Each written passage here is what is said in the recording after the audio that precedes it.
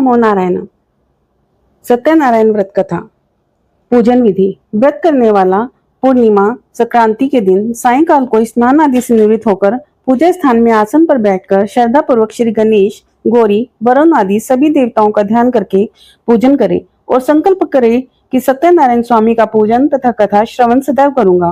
पुष्प हाथ में लेकर सत्यनारायण का ध्यान करें। यज्ञोपवीत पुष्प, धूप, नैवेद्य आदि से युक्त होकर स्तुति करें। हे भगवान, मैंने श्रद्धा पूर्वक फल, जल आदि सब सामग्री आपको अर्पण की है, इसे स्वीकार कीजिए। मेरा आपको बारंबार नमस्कार है। इसके बाद सत्यनारायण भगवान की कथा पढ़ें अथवा श्रवण करें। पहला अध्याय। एक समय नैमिषारण्य तीर्थ में शौनक आदि 88,000 ऋषियों ने श्री सूत जी से पूछा, हे प्रभु, इस कलयुग में वेद विद्या रहित मनुष्यों को प्रभु भक्ति किस प्रकार मिलेगी तथा उनका उद्धार कैसे होगा? हे श्रेष्ठ मुनि, कोई ऐसा तब कहिए जिससे थोड़े ही समय में पुण्य प्राप्त होए तथा मन वांछित फल मिले। वह कथा सुनने की हमारी इच्छा है। सर्व शास्त्र ज्ञाता श्री सूत जी बोले, हे वैष्णवों में पूज्य, आप सबने प्राणियों की हित की बात पूछी है। अब मैं उस श्रेष्ठ व्रत को आप लोगों से कहूंगा जिस व्रत को नारद जी ने लक्ष्मी नारायण से पूछा था और लक्ष्मीपति ने मुनि श्रेष्ठ नारद जी से कहा था। तो ध्यान से सुनो। एक समय योगीराज नारद जी दूसरों की हित की इच्छा से अनेक लोगों में घूमते हुए मृत्यु लोक में आ पहुंचे। यहाँ अनेक योनियों में जन्मे हुए प्राय सभी मनुष्यों को अपने कर्मों के द्वारा अनेक दुखों से पीड़ित देखकर सोचा, किसी यत्न के करने से निश्चय ही दुखों का नाश हो सकेगा। ऐसा मन में सोचकर विष्णु लोक को गए। वहां श्वेत वर्ण और 4 भुजाओं वाले देवों के ईश नारायण, जिनके हाथ में शंख, चक्र, गदा और पद्म थे, वरमाला पहने हुए थे, देखकर स्तुति करने लगे। हे भगवान, आप अत्यंत शक्ति से संपन्न हैं। मन तथा वाणी में आपका कोई पार नहीं पा सकता। आपका आदि मध्य अंत नहीं है। निर्गुण स्वरूप सृष्टि के कारण भक्तों के दुखों को नष्ट करने वाले हो, आपको मेरा नमस्कार है। नारद जी से इस प्रकार की स्तुति सुनकर विष्णु भगवान बोले, हे मुनि श्रेष्ठ, आपके मन में क्या है? आपका किस काम के लिए आगमन हुआ है? निसंकोच कहो। तब नारद जी बोले, मृत्यु लोक में सब मनुष्य जो अनेक योनियों में पैदा हुए हैं, अपने अपने कर्मों के द्वारा अनेक प्रकार के दुखों से दुखी हो रहे हैं। हे नाथ, मुझ पर दया रखते हो तो बतलाइए कि उन मनुष्यों के सब दुख थोड़े ही प्रयत्न से कैसे दूर हो सकते हैं? श्री भगवान बोले, हे नारद, मनुष्यों की भलाई के लिए तुमने बहुत अच्छी बात पूछी है। जिस काम के करने से मनुष्य मोह से छूट जाता है वह मैं कहता हूँ। सुनो, बहुत पुण्य देने वाला स्वर्ग तथा मृत्यु लोक दोनों में दुर्लभ एक उत्तम व्रत है। आज मैं प्रेमवश होकर तुमसे कहता हूँ। सत्यनारायण का यह व्रत अच्छी तरह विधि पूर्वक करने से मनुष्य तुरंत ही यहाँ सुख भोग कर मरने पर मोक्ष को प्राप्त होता है। श्री भगवान के वचन सुनकर नारद जी बोले, उस व्रत का फल क्या है? क्या विधान है? किसने यह व्रत किया है और किस दिन यह व्रत करना चाहिए? विस्तार से कहो। भगवान बोले, दुख शोक आदि को दूर करने वाला, धन धान्य को बढ़ाने वाला, सौभाग्य तथा संतान को प्राप्त कराने वाला, यह व्रत सब स्थानों पर विजय करने वाला है। भक्ति और श्रद्धा के साथ किसी भी मनुष्य श्री सत्यनारायण जी की शाम के समय ब्राह्मणों और बंधुओं के साथ धर्मपरायण होकर पूजा करें। भक्ति भाव से नैवेद्य, केले का फल, घी, दूध और गेहूं का चूर्ण सवाया ले। गेहूं के अभाव में साठी का चूर्ण, शक्कर तथा गुड़ लें। सब भक्षण योग्य पदार्थ जमा करके भगवान को अर्पण करें तथा बंधुओं सहित ब्राह्मणों को भोजन करावें। पश्चात स्वयं भोजन करें। नृत्य, गीत आदि का आचरण कर सत्यनारायण भगवान का स्मरण करते हुए समय व्यतीत करें। इस तरह व्रत करने पर मनुष्यों की इच्छा निश्चय ही पूर्ण होती है। विशेषकर कलिकाल में मृत्यु लोक में यही मोक्ष का सरल उपाय है। इति सत्यनारायण व्रत कथा प्रथम अध्याय संपूर्ण। दूसरा अध्याय। सूत जी बोले, ऋषियों, जिसने पहले समय में इस व्रत को किया है उसका इतिहास कहता हूँ, ध्यान से सुनो। सुंदर काशीपुरी नगरी में एक अत्यंत निर्धन ब्राह्मण रहता था। वह भूख और प्यास से बेचैन हुआ नित्य पृथ्वी पर घूमता था। ब्राह्मणों से प्रेम करने वाले भगवान ने ब्राह्मण को दुखी देखकर बूढ़े ब्राह्मण का रूप धर के उनके पास जाकर आदर से पूछा, हे विप्र, नित्य दुखी हुआ पृथ्वी पर क्यों घूमता है? शेष ब्राह्मण का ये सब मुझसे कहो, मैं सुनना चाहता हूँ। ब्राह्मण बोले, मैं निर्धन हूँ, भिक्षा के लिए पृथ्वी पर घूमता हूँ। हे भगवान, यदि आप इसका उपाय जानते हो तो कृपा कर कहो। ब्राह्मण बोला कि सत्यनारायण भगवान मन वांछित फल देने वाले हैं, इसलिए हे ब्राह्मण, तू उनका पूजन कर, जिसके करने से मनुष्य सब दुखों से मुक्त हो जाता है। ब्राह्मण को व्रत का सारा विधान बतलाकर बूढ़े ब्राह्मण का रूप धारण करने वाले श्री सत्यनारायण भगवान अंतर ध्यान हो गए। जिस व्रत को वृद्ध ब्राह्मण ने बतलाया है मैं उसका करूंगा, यह निश्चय करके उन्हें रात भर नींद नहीं आई। वह सवेरे उठ सत्यनारायण के व्रत का निश्चय कर भिक्षा के लिए चल पड़े। उस दिन उनको भिक्षा में बहुत धन मिला, जिससे बंधु बांधवों के साथ उन्होंने सत्यनारायण का व्रत किया। इसके करने से वह विप्र सब दुखों से छूटकर अनेक प्रकार की संपत्तियों से युक्त हुआ। उस समय से वह विप्र हर मास व्रत करने लगा। इस तरह सत्यनारायण भगवान के व्रत को जो करेगा वह सब पापों से छूटकर मोक्ष को प्राप्त होगा। आगे जो पृथ्वी पर सत्यनारायण का व्रत करेगा वह मनुष्य सब दुखों से छूट जाएगा। इस तरह नारद जी ने नारायण का कहा हुआ यह व्रत मैंने तुमसे कहा। हे विप्रो, मैं अब और क्या कहूँ। ऋषि बोले, हे मुनीश्वर, संसार में इस विप्र से सुनकर किस किसने इस व्रत को किया, वह सब हम जानना चाहते हैं। इसके लिए हमारे मन में श्रद्धा है। सूर्य बोले, मुनियों, जिसने इस व्रत को किया है वह सुनो। एक समय एक ब्राह्मण धन और ऐश्वर्य के अनुसार बंधु बांधवों के साथ व्रत करने के लिए तैयार हुआ। उसी समय एक लकड़ी बेचने वाला बूढ़ा आदमी आया और बाहर लकड़ियों को रखकर विप्र के मकान में गया। प्यास से दुखी लकड़हारा उनको व्रत करते देखकर विप्र को नमस्कार कर कहने लगा कि आप ये क्या कर रहे हैं और इसके करने से क्या फल मिलता है, कृपा कर मुझसे कहो। ब्राह्मण ने कहा, सब मनोकामना को पूर्ण करने वाला ये सत्यनारायण भगवान का व्रत है। इसकी ही कृपा से मेरे यहाँ धन धान्य आदि की वृद्धि हुई है। विप्र से इस व्रत के बारे में जानकर लकड़हारा बहुत प्रसन्न हुआ। चन्नामृत ले प्रसाद खाने के बाद अपने घर को गया। लकड़हारे ने अपने मन में इस प्रकार का संकल्प किया कि आज ग्राम में लकड़ी बेचने से जो धन मिलेगा उससे सत्यनारायण देव का उत्तम व्रत करूंगा। यह मन में विचार कर बूढ़ा ब्राह्मण लकड़ियां अपने सिर पर रखकर जिस नगर में धनवान लोग रहते थे वह ऐसे सुंदर नगर में गया। उस रोज वहां उन लकड़ियों का दाम पहले से चौगुना मिला। तब वह बूढ़ा लकड़हारा दाम ले और अति प्रसन्न होकर केले की फली, शक्कर, घी, दूध, दही और गेहूं का चूर्ण इत्यादि सत्यनारायण भगवान के व्रत की कुल सामग्रियों को लेकर अपने घर आया। फिर उसने अपने भाइयों को बुलाकर विधि के साथ संपूर्ण तरीके से भगवान जी का पूजन और व्रत किया। इस व्रत के प्रभाव से वह बूढ़ा लकड़हारा धन, पुत्र आदि से युक्त हुआ और संसार के समस्त सुख भोगकर बैकुंठ को चला गया। इति श्री सत्यनारायण व्रत कथा द्वितीय अध्याय संपूर्ण। तीसरा अध्याय। सूर्य बोले, हे श्रेष्ठ मुनियों, अब आगे की कथा कहता हूँ, सुनो। पहले समय में उल्कामुख नाम का एक बुद्धिमान राजा था। वह सत्यवक्ता और जितेंद्रिय था। प्रतिदिन देवी स्थानों पर जाता तथा गरीबों को धन देकर उनके कष्ट दूर करता था।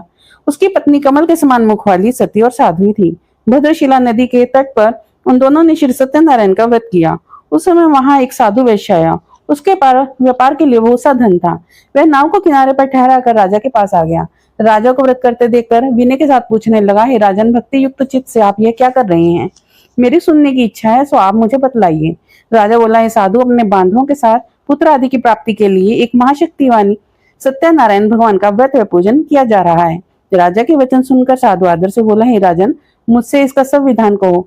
मैं भी आपको कथनानुसार इस व्रत को करूंगा। मेरी भी कोई संतान नहीं है और इससे निश्चय ही होगी। राजा से सब विधान सुनकर व्यापार से निवृत्त हो वह आनंद के साथ घर गया। साधु ने अपनी स्त्री से संतान देने वाले उस उत्तम व्रत का समाचार सुनाया और कहा, जब मेरी संतान होगी तब मैं इस व्रत को करूंगा। साधु से ऐसे वचन सुनकर अपनी स्त्री लीलावती से कहे। एक दिन उसकी स्त्री लीलावती पति के साथ आनंदित हो संसारिक धर्म में प्रवृत्त होकर सत्यनारायण भगवान की कृपा से गर्भवती हो गई। 10वें महीने में उसको एक सुंदर कन्या का जन्म हुआ। वे दिनों दिन इस तरह बढ़ने लगी जैसे शुक्ल पक्ष का चंद्रमा बढ़ता है। कन्या का नाम कलावती रखा गया। तब लीलावती ने मीठे शब्दों में अपने पति से कहा, जो आपने संकल्प किया था वह भगवान का व्रत करूंगा, अब आप उसे करिए। साधु बोला, हे प्रिय, इसके विवाह पर करूंगा। इस प्रकार अपनी पत्नी को आश्वासन दे वह नगर को चला गया। कलावती पितृगृह में वृद्धि को प्राप्त हो गई। साधु ने जब नगर में सखियों के साथ अपनी पुत्री को देखा तो तुरंत ही दूत बुलाकर कहा, पुत्री के लिए कोई सुयोग्य वर देख कर लाओ। साधु की आज्ञा पाकर दूत कंचन नगर पहुंचा और वहां बड़ी खोज और देखभाल कर लड़की के लिए योग्य वनिक पुत्र को ले आया। उस योग्य लड़के को देखकर साधु ने बंधु बांधवों सहित प्रसन्नचित होकर अपनी पुत्री का विवाह उसके साथ कर दिया, किंतु दुर्भाग्य से विवाह के समय भी उस व्रत को करना भूल गया। तब श्री भगवान क्रोधित हो गए और श्राप दिया कि तुम्हें दारुण दुख प्राप्त होगा। अपने कार्य में कुशल साधु बनिया जमाता सहित समुद्र के समीप स्थित रतनपुर नगर में गया और वहां दोनों ससुर जमाई चंद्रकेतु राजा के उस नगर में व्यापार करने लगे। एक रोज भगवान सत्यनारायण की माया से प्रेरित कोई चोर राजा का धन चुराकर भागा जा रहा था, किंतु राजा के दूतों को आता देखकर चोर ने घबराकर भागते हुए राजा के धन को वहीं चुपचाप रख दिया जहाँ ससुर जमाई ठहरे हुए थे। जब दूतों ने उस साधु वेश्या के पास जाकर राजा के धन को पाया तो दोनों को बांध कर ले गए और प्रसन्नता से दौड़ते हुए राजा के समीप जाकर कहा, ये दो चोर हम पकड़ लाए हैं। राजा की आज्ञा से उनको कठिन कारावास में डाल दिया गया और उनका धन छीन लिया गया। सत्यनारायण भगवान के श्राप द्वारा उनकी पत्नी भी घर पर पीड़ा तथा भूख प्यास से अति दुखित हो अन्न की चिंता में कलावती एक ब्राह्मण के घर गई। वहां उसने सत्यनारायण भगवान का व्रत होते देखा, फिर कथा सुनी तथा प्रसाद ग्रहण कर रात को घर आई। माता ने कलावती से कहा, पुत्री अब तक कहाँ रही, वह तेरे मन में क्या है? कलावती बोली, हे माता, मैंने एक ब्राह्मण के घर श्री सत्यनारायण भगवान का पूजन देखा है। कन्या के वचन सुनकर लीलावती भगवान के पूजन की तैयारी करने लगी। लीलावती ने परिवार और बंधुओं सहित श्री सत्यनारायण भगवान का पूजन किया और वर मांगा, मेरे पति और दामाद शीघ्र घर आ जावें, और साथ ही साथ प्रार्थना की कि हम सबका अपराध क्षमा करें। सत्यनारायण भगवान इस व्रत को से संतुष्ट हो गए और राजा चंद्रकेतु को स्वप्न में दर्शन देकर कहा, हे राजन, दोनों वैश्यों को प्रातः ही छोड़ दो। उनका सब धन जो तुमने ग्रहण किया है दे दो, नहीं तो मैं तेरा धन, राज्य, पुत्र आदि सब नष्ट कर दूंगा। राजा से ऐसे वचन कहकर भगवान अंतर्ध्यान हो गए। प्रातः काल राजा चंद्रकेतु ने सभा में अपना स्वप्न सुनाया। फिर दोनों वणिक पुत्रों को कारागार से मुक्त कर सभा में बुलाया। दोनों ने आकर राजा को नमस्कार किया। राजा मीठे वचनों से बोले, हे महानुभावों, भावी वर्ष ऐसा कठिन दुख प्राप्त हुआ है, अब तुम्हें कोई भय नहीं। ऐसा कहकर राजा ने उनको नए नए वस्त्र आभूषण पहनाए तथा उनका जितना धन लिया था उससे दोगुना धन देकर आदर से विदा कर दिया। दोनों वैष्णव अपने अपने घर को चल दिए। इति श्री सत्यनारायण व्रत कथा तृतीय अध्याय संपूर्ण। चौथा अध्याय। सूजी बोले, वैश्व मंगलाचार करके यात्रा आरंभ की और अपने घर नगर को चला गया। उनके थोड़ी दूर निकलने पर दंडी वेशधारी सत्यनारायण ने उनसे पूछा, हे साधु, तेरी नाम में क्या है? अभिमान वणिक हंसता हुआ बोला, हे दंडी, आप क्यों पूछते हो? क्या धन लेने की इच्छा है? मेरी नाम में तो बेल पत्र भरे हुए हैं। वैश्य का कठोर वचन सुनकर भगवान ने कहा, तुम्हारा वचन सत्य हो।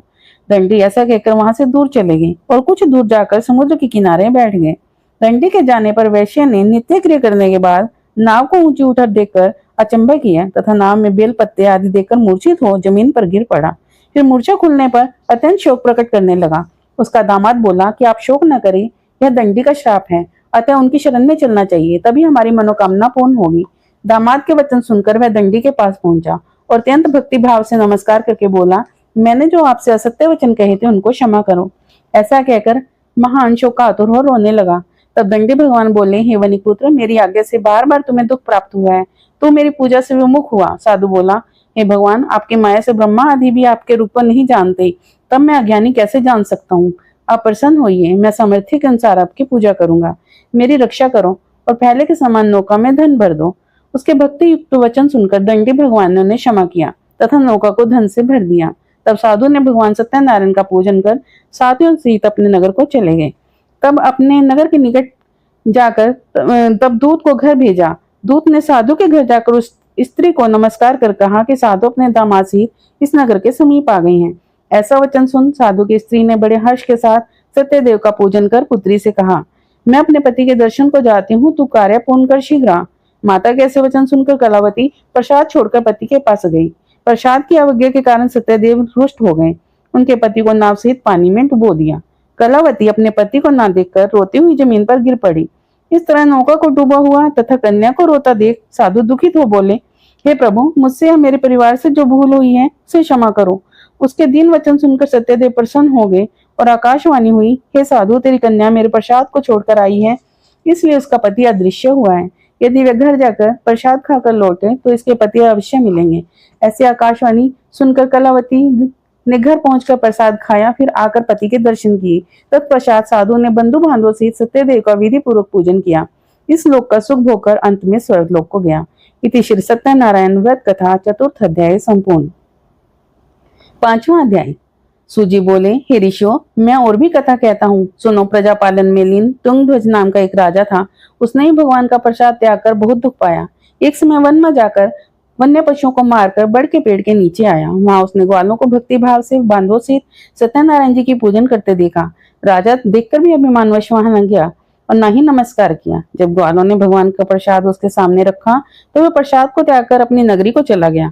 वहां उसने अपना सब कुछ नष्ट पाया तो वह जान गया कि यह भगवान ने किया है।